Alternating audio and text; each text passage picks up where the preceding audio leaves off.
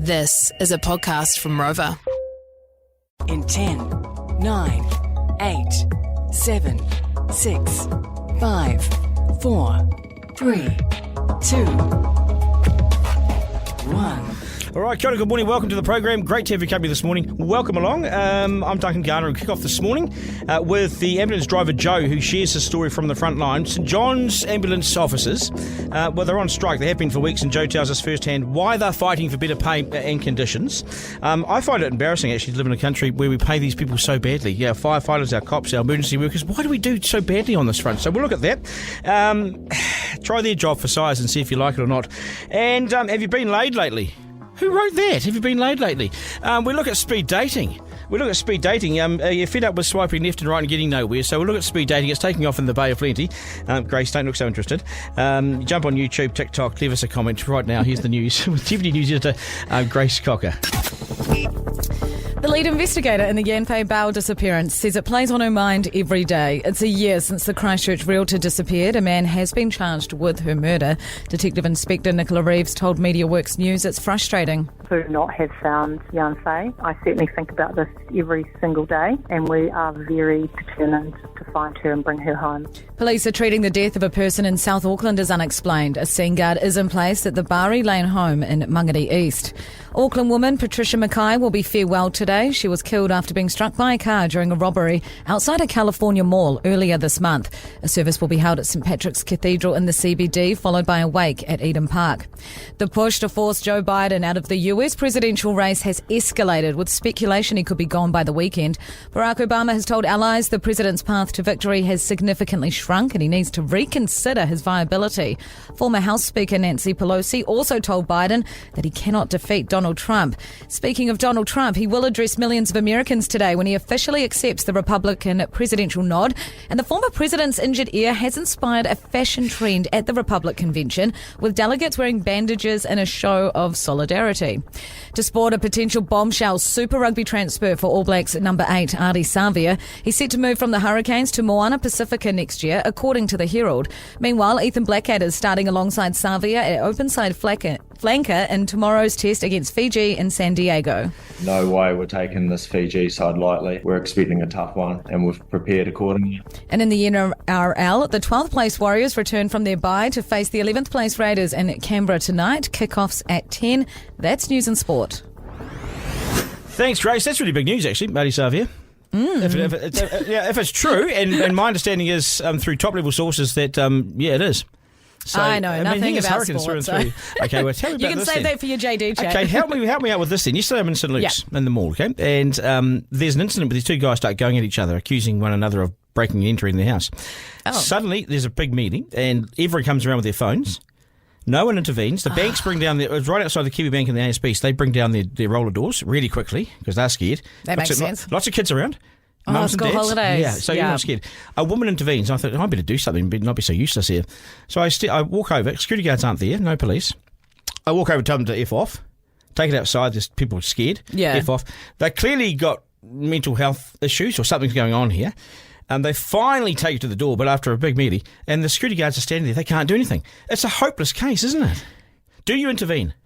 Well, first of all, I have to say I hate when people bring out the cell phones instead of maybe running to get help or avoiding the situation, because then if you get injured and you're a bystander and you're recording, it's kind of your fault at that point. Like it's that, you whip out your phone, you're now in the middle of a melee, you're now in the middle of a fight. It's the first thing you could have just backed away. Yep. And it just really annoys me. So I do you don't know intervene why. though? Would I intervene? It would be circumstantial. Probably not in that case, but because a lot of the time... Split second, make a decision. Split second. Oh, I do get feisty. Yeah. Well, this woman was feisty. She was doing well, but I thought I better not say anything be useless. But again, in saying that, if I got punched in the face, it wouldn't be great. What do you do, folks? You let us know. 0800 863 293 or leave a comment on YouTube or wherever you're watching this or listening to this. Leave us a comment. Tell us what you think. Kayla, would you intervene? Would you get involved? It's a line call right on the spot, mate. Got to make it on the spot. No? Yes. His mic's gone. That's okay. I think just give me a nod or yes or no. Just give me something. Hello. There we go. We're alive. I think that's how long it took for people to intervene yesterday. Yes, my dad intervened in a mass brawl once by a roundabout in Gisborne. It was over an ice cream hitting a car, And two cars stopped at a roundabout together, and this guy with the most magnificent ginger mullet got out and started throwing haymakers at the other car, and then they started getting into like a Gallipoli-style Pretty confronting. war where they were throwing from behind the cars full Steinlager bottles. Oh my and God. then, This is Gisborne, isn't it? Yeah. Yeah, and then the woman who was driving the other car gets out and starts laying into the guy with the red mullet. And so my dad goes in there and grabs the guy with the red mullet out, but then all these others start getting out. Oh, and then Dad's like, oh, well, I'm a lost cause. But then, bearing in mind this is Gisborne, then the owner of the appliance store next door comes out and grabs them all and then lines them up against the wall and really? tells them off and shit. And then the police come in. What's your answer? Would you get involved? In Gisborne, they intervene. Yeah. But in St. Luke's Mall, they're not. They're not, and their first instinct for all these people was to bring out their phones. My first instinct would be to Swing. Well, no, I don't think I'd use violence. I'd probably use words, but they'd probably be useless. Yeah, but I used words, and I don't even think they heard me. But they were listening to the woman. Maybe the woman more effective. I don't know. Tell us what you think. Would you get involved? Because it's going to happen at some stage. Probably, the way society is these days. Leave us a comment or tell us what your thoughts are. Garner. Okay, so paramedics and other skilled frontline workers from St John are moving to Australia for better pay and working conditions. It's happening with the police as well. You've seen it right across the board. But right now, St John ambulance officers are on strike. They have been for weeks, and there's no end in sight. The budget was a flop for them. There was nothing in there, not a new dollar or any solution allocated. They're there for us, these guys, when we need them. They're always there. Their job is high stress, high stakes, long hours, and not well paid. So isn't it time that we prioritise them as the life-saving workforce that they are and tried to keep them from crossing the ditch and tried to make sure that they had some dignity in their work and their conditions. Joe Huxford is an EMT or an emergency medical specialist for St John, and he wanted to share his personal experience of life on the front line and how it is for him. Joe is speaking in a personal capacity as he heads to work each day, and of course they're striking too. So g'day, Joe, nice to have you on the program. G'day, good morning. Hi, how are you? Yeah, not too bad. How's things for you out there? Good, yeah, somewhat busy. Yeah. So how long has the strike been going on for? It's been going on since December last year. And so how's that playing out? It's not really progressing. So far we've had a 0% pay increase, and at the moment we're just literally fighting to get our heads above inflation, which we're still not achieving anyway. Right. So tell me, how's the strike working? How is the strike working? Are you going to work? Yes, absolutely. Yeah, the last thing we want to do is further compromise the services that are already it's already happening as it plays out. So what we're doing is we're wearing badges. I did have mine somewhere. We're basically wearing badges that say underfunded, undervalued. We are chalking on our ambulances. It's writing messages to the public. There's a few other things that we're doing to do with our radio codes, essentially, which make it more difficult for patients to be billed. This is a similar. All of this.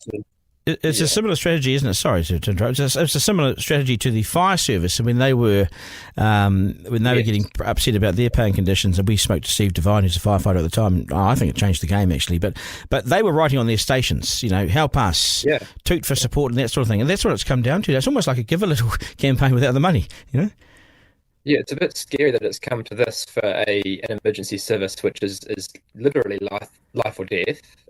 We're just trying to build some public awareness about what's actually going on, and to get some support behind us and create some pressure to both St John senior management and the government that we just need more funding. Like, it's common sense. So what are you missing out on? What are you? What's your level of pay? Let's get down to some nitty gritty. What's the pay? What are the hours like? What are the conditions like? Let's talk about it.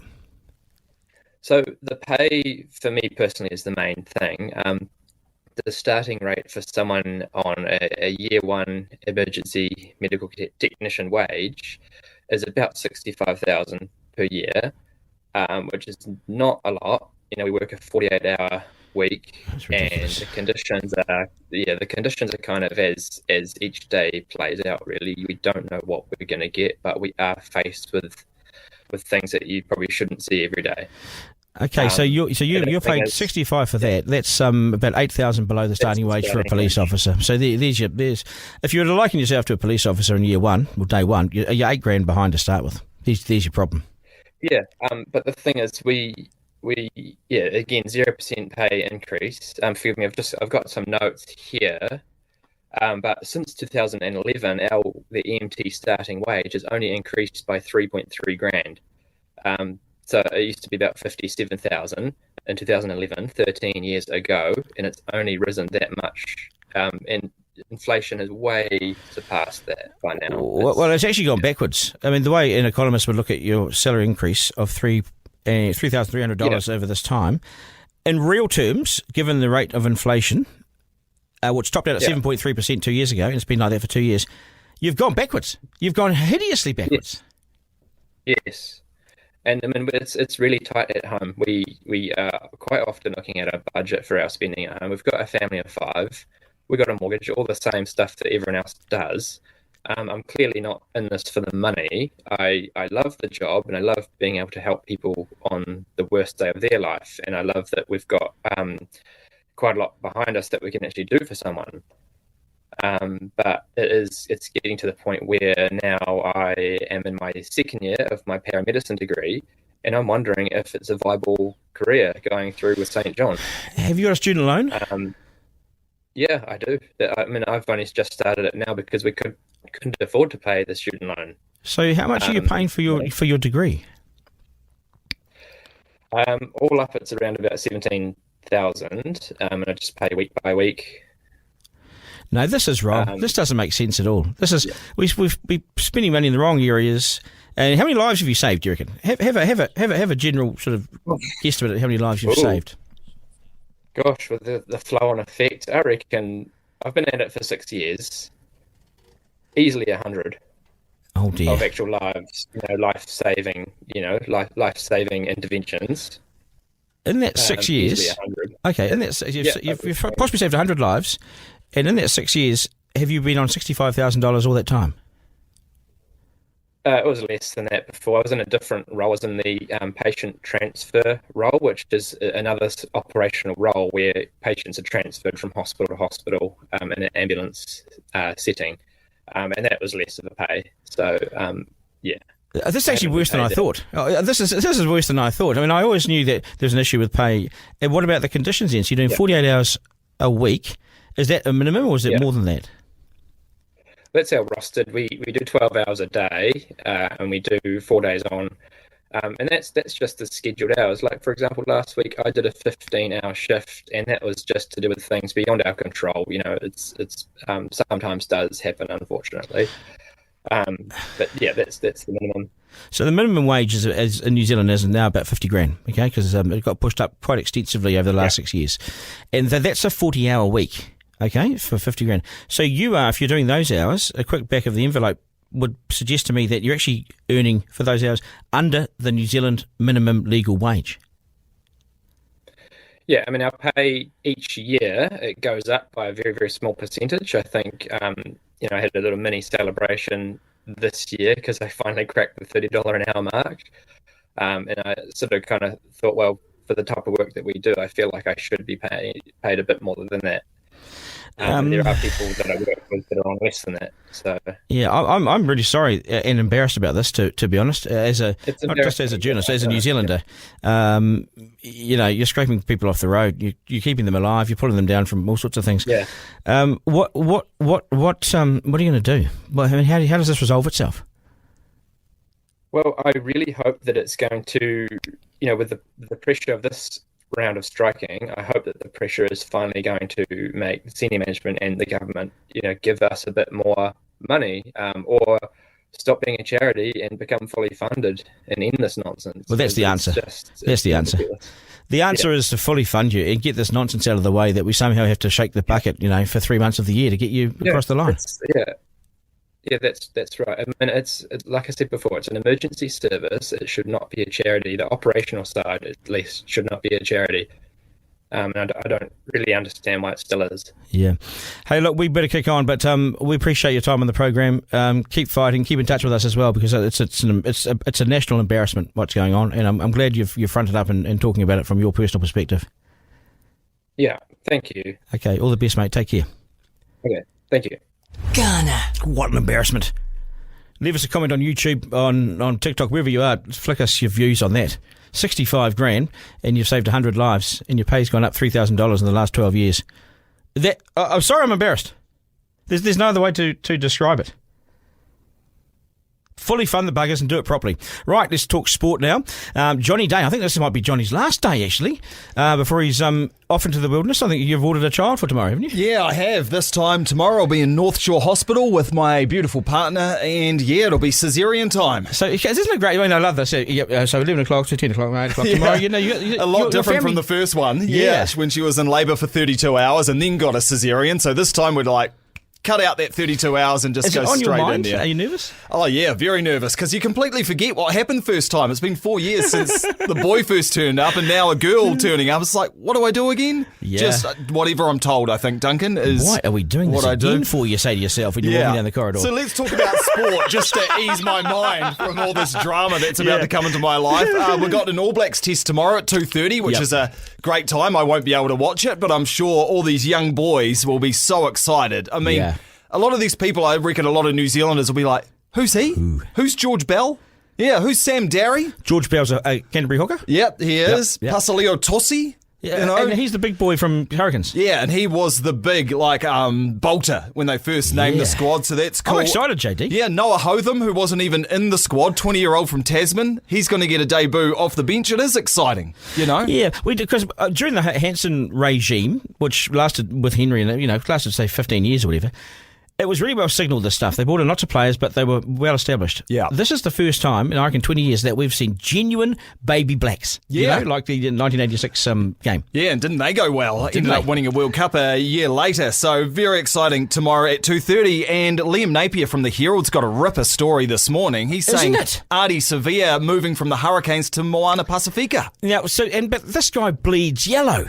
He does. You know? He does, but he also bleeds blue in terms of being Samoan, and a very proud Samoan, especially recently, where he's kind of rediscovered his roots. His brother Julian, of course, plays for Moana, and they're coached by Tana Umanga, one of the greatest All Black / Samoans that's ever played the game. So it makes a lot of sense for Ardie to come up to Auckland to play as Super Rugby, just to tick that box, I think. Yeah, it's a great story. It's a bolter of a story, and from what I understand through my rugby sources, it's all bang on true. Yeah, as well. It'll be legit for sure. And the Hurricanes showed this year that they don't necessarily need Ardie Savea. While they would love to have him World Rugby Player of the Year, there is life without Ardie, because they were bloody good. They should have finished top of Super Rugby, really. Yeah, I understand if they go in the twilight of their career, like Julian, right? Julian Savea's brother. He's at the end of his career. Yeah.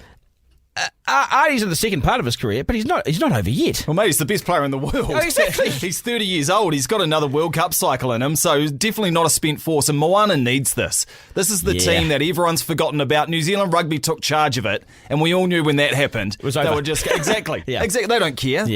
So for Ardie, just to show that he cares about Pasifika Rugby, to move to Moana would be amazing. Hey, is there any interest in America in the game?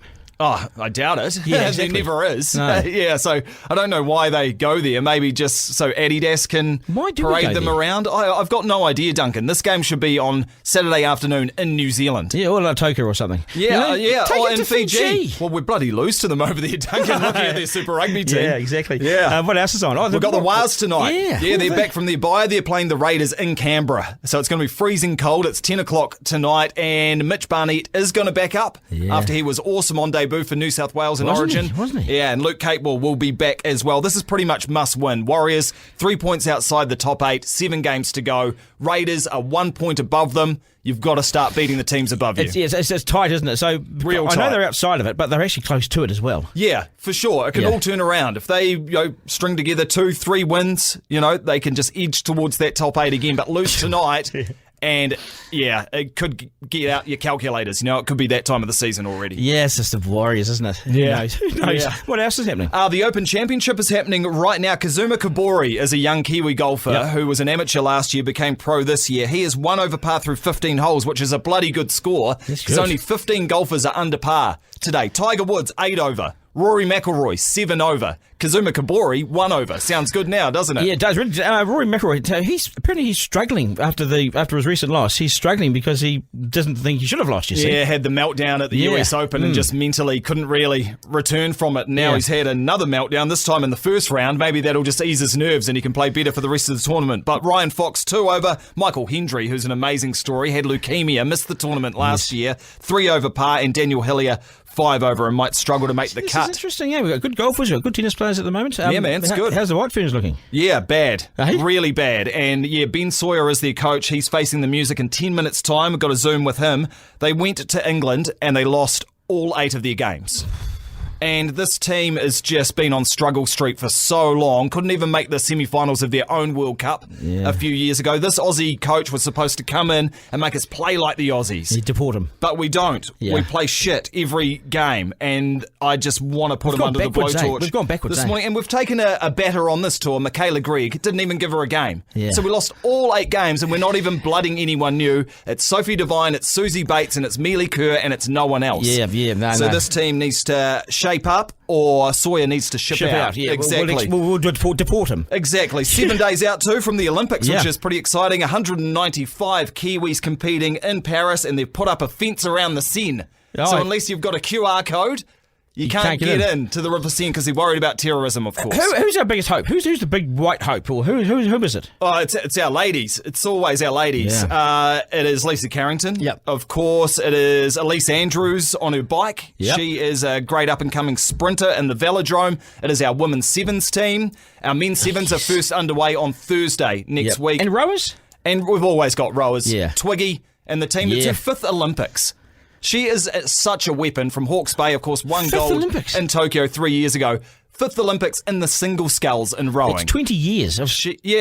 Just Is that right? giving Yeah. your life to rowing, which is just quite incredible. Who has to... Brian Lima did. I think he did 4 or 5 World Cups, but... The chiropractor, Yeah. And I think Mark Todd did several Olympics, 5, 6. That's a curly one. Even. That's a curly one. I'll leave you with that curly one. Hey, from the team of the editor-in-chief, go well, mate. All the very Hey, I best. appreciate it. And as well, shout out to my news team this morning. The ladies, Grace and Courtney, made me cheese on toast. Oh, that's nice, for isn't it? breakfast. Very nice. It goes downhill from here, okay? Good on you, mate. Thanks, JD. All the best, mate. And good luck tomorrow. Good luck. You won't need it, but good luck.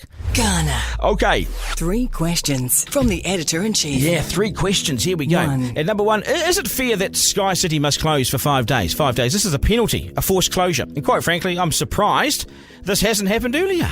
And more often, sure, their people keep an eye on punters, but really, how hard do they really push it? Their job is to keep you there, spending as much as possible for as long as possible, okay? That's their job. 5 days is a crushing financial blow, though. 5 days, you close the entire place, the entire casino. But it's been a long time coming, and frankly, it could have happened 10 times over if the rules were applied properly, I reckon. Right, let's go 2. At number 2, how open and honest has this government been about its approach to make smoking great again? You can see the hats, can't you? I smell a giant rat with this. This government's approach to overturn the smoke-free legislation, which has been 15 years of hard graft agreed by, all the parties across Parliament until now.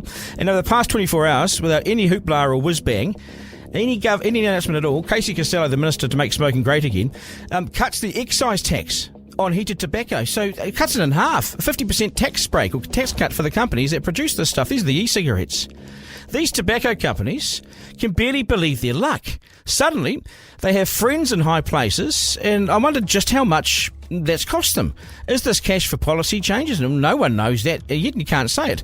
But it seems simply too good to be true for big tobacco. They woke up one day and suddenly they had big government on their side. An entire government was on their side.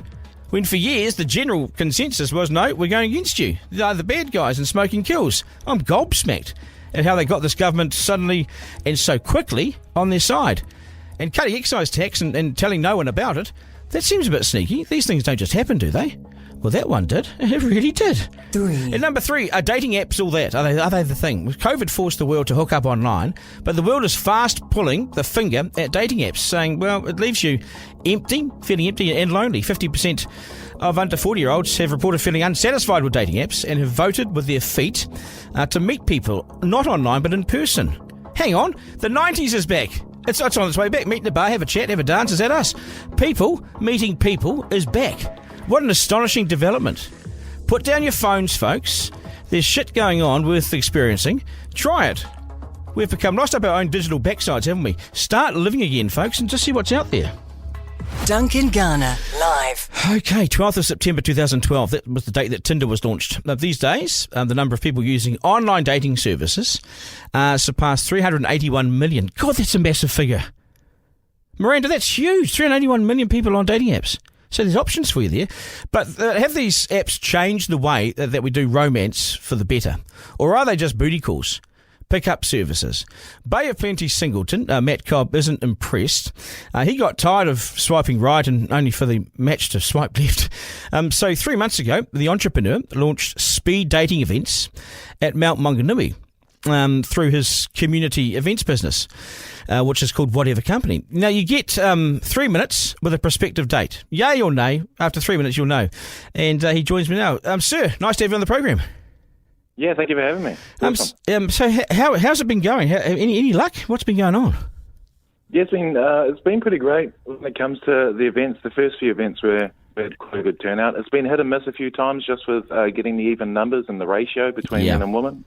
We've had to actually cancel a few times or just postpone it, but apart from that, it's been awesome. People have loved it. So how does it work then? So let's say I'm coming to one tonight. Let's say, just say, how would it work?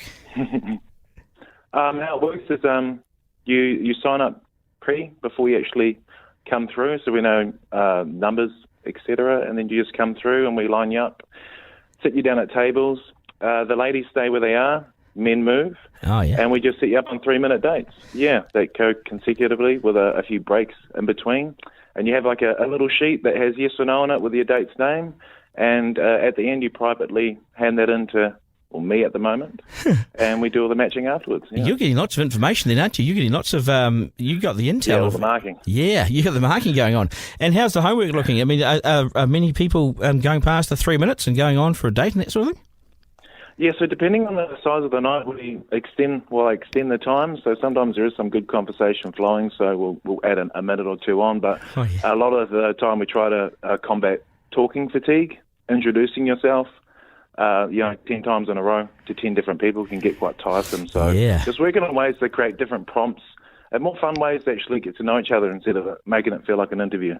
Yeah. So I wonder if you bring a buzzer in or something like that. You know, you have after the 3 minutes, a red light comes up and the first person to, reject the other one, you whack it or something like that. You could have some fun with it. But in terms of, is one sex dominating the other? Does a guy hop into the 3 minute chat and he sort of doesn't get a word in? The woman's out there yabbering away or nervous, or he's nervous and he talks too much. What's the sort of feedback you're getting? Well, the feedback. I've had massive feedback on the female side. I mean, every single event that I've put up, the female side is sold out straight away. Oh, really? And definitely, the female side's more confident. More ladies, 30 in the 30+ group. This is encouraging. Really coming through and wanting to create a meaningful connection. And then it's really actually the guy side that is the struggle at the moment, getting more men involved. See, they're lazy. They're at home still on the old swipe right stuff. Yeah, pretty much. We can't be bothered. Come on, guys. We're outnumbered. There's a woman down there, decent woman, wanting potential relationships and dates and things, right?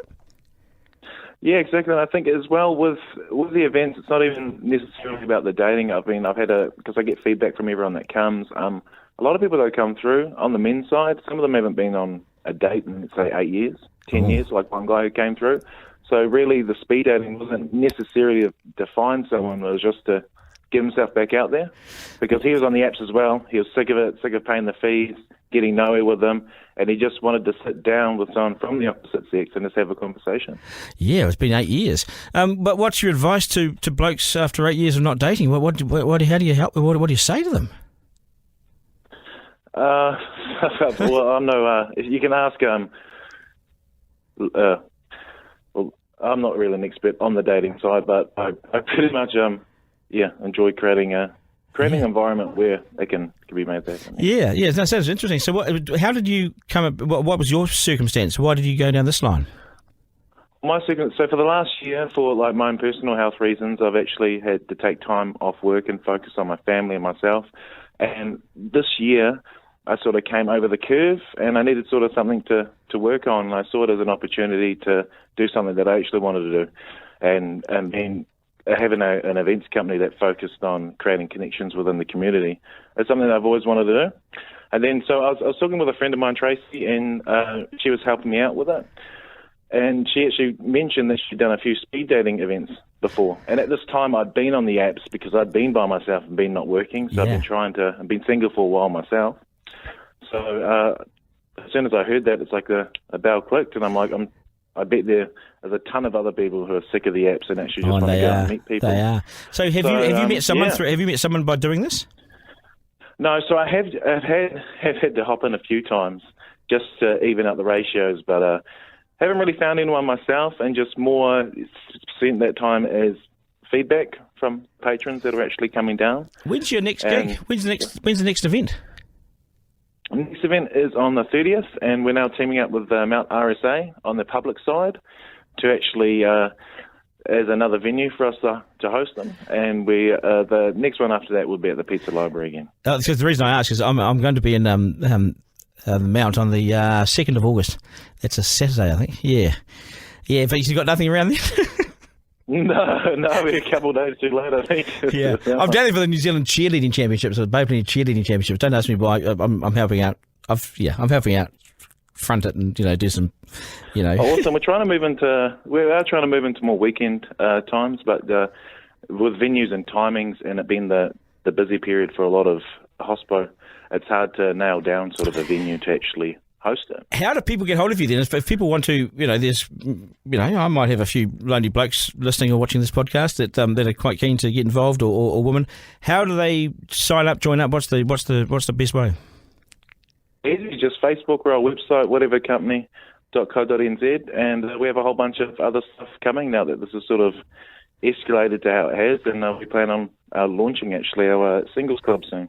Good luck. Yeah, it sounds really positive. Sounds positive, and it's a return to the old school. Meeting people face to face. Wow, how dramatic. Yeah, I think with the apps, they've created a way for us to connect with more people in a disconnected way. Yeah. So it's done a bit of good in both directions. Yeah, it's taken the humanity stuff out of it really, and just sort of become robots. Hey, all the best, mate. Nice to have a chat, and all the best. Good luck.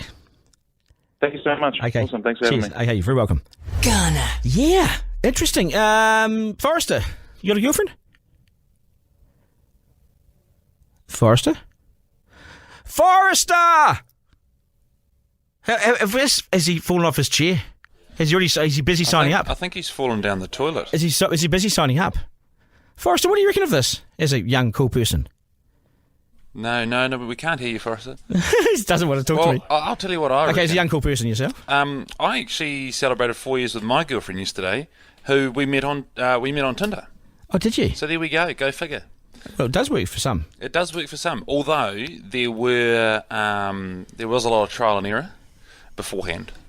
Oh, that's natural. With other people, yes. Yes. Does Forrester have a view?